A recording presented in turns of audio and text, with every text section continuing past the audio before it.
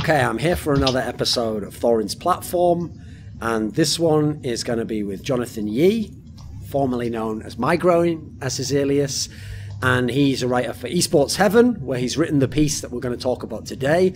And the title of this piece was, it was a League of Legends piece, and it was "The West is set for a cerebral battle between coaches like never before in 2018." Right, so obviously the NA LCS, now it has franchising. In theory, I mean, already teams had to invest more money to get franchise spots. And so a lot of people are wondering what's going to happen. And we see that some of these teams have taken on more coaches and perhaps even higher profile coaches. What was the impetus to write this article? What made you want to write it? So I was looking at how several coaches were being picked up for North American teams.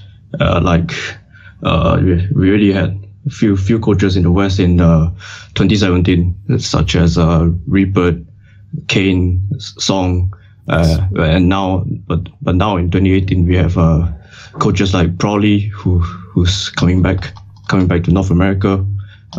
We also see I also saw that at Rose in 2017 we had Misfits who had Hussein Musvi who's been very outspoken about his team and his coaching philosophy at Rose and throughout the entire year. So I felt at that point it's like before, you see, the West was kind of the Wild West in terms of coaching and infrastructure. You had maybe 2 to 3 coaches who actually knew what they were doing, but now we have more and more Korean coaches, more and more infrastructure, more than just one head coach and one analyst or something like that. We have a whole bunch of analysts for a team now, like Clutch Gaming, who's picked up like 5 analysts or something like that. Yeah. Something crazy.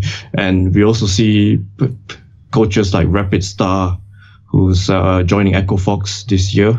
He has a lot of experience in Korea and China. Like he had he's worked with EDG and he's also worked with SKT. So now he's also coming to North America, and I find that very interesting, because obviously with the amount of money that North America has now, we can see a lot more experienced coaches coming in. But I also saw in Europe that the level of coaches is also increasing, and that's basically the impetus for me to write the article. Okay. So as you said there, I mean, like a key element of this article obviously is that it's NA, it's the West, right? It's not just that. Like, as you said, some of these coaches, the whole point is they've coached elsewhere, they were in LPL or they were in LCK, but presumably tied into the franchising element, especially NA LCS, they're all coming to one place, right? And so now we're going to see not just like a couple of good coaches and then some people where it's like an ex-pro or what does he do, you know? Hopefully now it's going to elevate the region, right? Yeah, mostly because before 2017, you had a lot of people who built rosters based on their players. But now in 2018, we can see if you watch some of Prowley's interviews, he says stuff about wanting to create handpick his own players for his roster, and he's ended up with an interesting team. So I think there'll be a lot more coaching input into how organizations select their rosters from going forward as a result. Yes, especially because obviously this is a very key point, because even though, you know, it's a long time since teams just didn't have coaches, we've obviously had coaches. The difference is some of those coaches worked good, and then on top of that, a lot of them didn't have staff. And even if they had staff, it was one analyst, maybe he was remote, you know. Yeah. As this is all built up, as you're saying, the next step, which unfortunately in esports haven't really gotten to very often, that in sports does exist, is now not only let the guy coach the team, but hopefully he's part of your organization and therefore he helps you decide which players to get. And he tells you, right, I want players who are this type of player, and this would fit with the other player we've got here. And then hopefully that way the coach is having an impact on more than just pick and ban, for example, right? Yeah, exactly. Okay. Do you think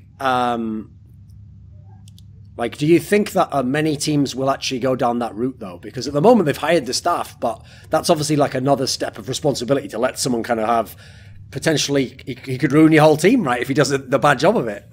Yeah, I think it would take a while for organizations to actually give coaches all of the power. Because for one thing, you can't always get the players that the coach wants.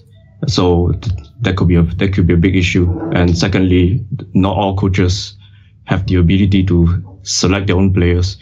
Only, like, let's say, probably for example, he obviously has coached for a long time. He knows what he's doing, and he has an idea of how he wants to play the game. So based on that, he wants to get players which suit his style of coaching. Like, and similarly for Ziggs in CLG, he also has an idea of how he wants to play the game, as well as the type of players he wants to work with. And I don't think every single coach has that kind of mentality yet.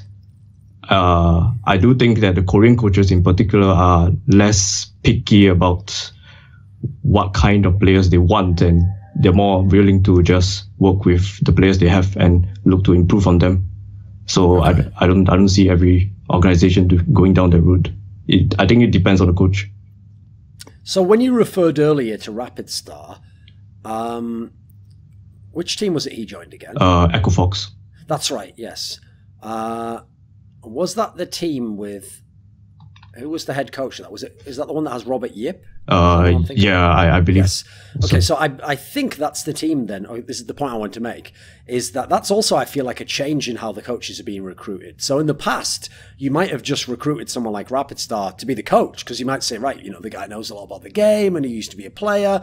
But a key detail is he's not joining as the head coach, as far as I know. He joins as sort of the strategic coach, is the title, I think, or analytical coach. And then the key thing is Robert Yip isn't someone with a basis in the game, but he's someone who he actually came along as like a performance or sports psychologist, or one of these terms, Yeah. And so as far as I know, and this is a point you kind of make in the article, is the idea that the job of the coach is changing as well. Before, the coach really was just sort of like head analyst, and he would kind of give the players info and give them some concept of how to play. But we're now hopefully going to go to coaching in the sense of actually developing players and working on things outside of people's lives. Because I noticed you used the picture of Daylor there. You didn't necessarily reference him by name, but that's obviously what we've now since then learned about what Daylor was doing in Fnatic. Is like seemingly he wasn't doing much in the game. He had other people for that. He was more like, I coach the people in my team and I try and manage the egos, and this is kind of key, right? Yeah.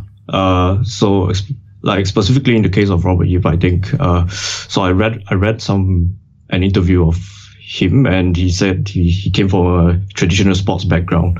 He's mostly worked with sports people, athletes. So I guess that's where his performance coaching title comes from. And now, yeah, we can see that he's a head coach. He's not just a performance coach or something. He's managing players. I think head coach. I think when we talk about head coach, especially in Korean terms, we refer to a guy who's basically the manager of the team. Yes, he does what a manager would do. He takes care of players, timetables, diets, and maybe scrims. I'm not so sure about that, but that's how Korean coaches, head coaches, have worked throughout the years. Like we see, for example, SKT. We always know Koma as the coach, the face of the coaching team, but he also had someone above him, which is C. Carter, I believe. Yes. He was definitely more of a manager. He didn't exactly have much input into what goes on in the game. That's mostly Koma's job, but he handles everything outside the game. He's more organizational head, and yes. So I think you can see more American teams, maybe in Europe as well. They're kind of following in these steps. As we see more and more Korean influence in the game, we might see more head coaches be less of like people with a lot of game knowledge, but more people who are able to understand players and perhaps even develop them in ways that are not specific to the game itself. When you said here, the way in the title, you set it up as this, it's going to be a cerebral battle between the coaches in the West. Right, in the NA LCS, as you mentioned, like there's been a lot of hires, a lot of people changing team, and for the franchising setup, you know, they've clearly kind of like reset everything to some degree. Who actually are, like, give me a couple of coaches in NA that you are really interested in, or you think they've got a really interesting way of thinking about the game, and therefore, who are the ones who you want to see have this battle? I think for me, Prolly is probably the most interesting, because mostly because of what I said earlier. He gets to call the shots in terms of roster. He's been outspoken about how he's had to go out there and find players that fits his style. He's also come from a place. He come from somewhere else. Because he's been coaching in H2K for 2-3 seasons, and over there he did manage to get some decent results. Yeah. Although he didn't win LCS, but the thing I think as far as definition goes, he's a very much a head coach type of player, not player, but head coach type of person. Also, I'm quite interested in seeing how Rupert performs in this split, because obviously his C9 has taken out a few players. They've moved out contracts, they've moved out Impact and Ray, but they don't have any more Koreans. Yeah, they have no. It's now a full North American and Jensen, but yeah, and Jensen, yes. Yeah, a full Western team. Yes, with no Koreans in it. But I think we can see Rupert. Especially with C9, we see like there is inherently no issue. I wouldn't say no issue, but there is less of an issue with language barriers than you would think, because C9 they brought in a translator, sure. and Robin, and from what I've seen in videos and such, he has a good grasp of the game. He's able to translate what Rupert says to his team with most of the nuance isn't really lost on the players. So I think that sort of thing shows other organizations that maybe you can bring in Korean coaches and not have the issue of having no Korean players on the roster to a guy to work with. So yes, yeah. Okay.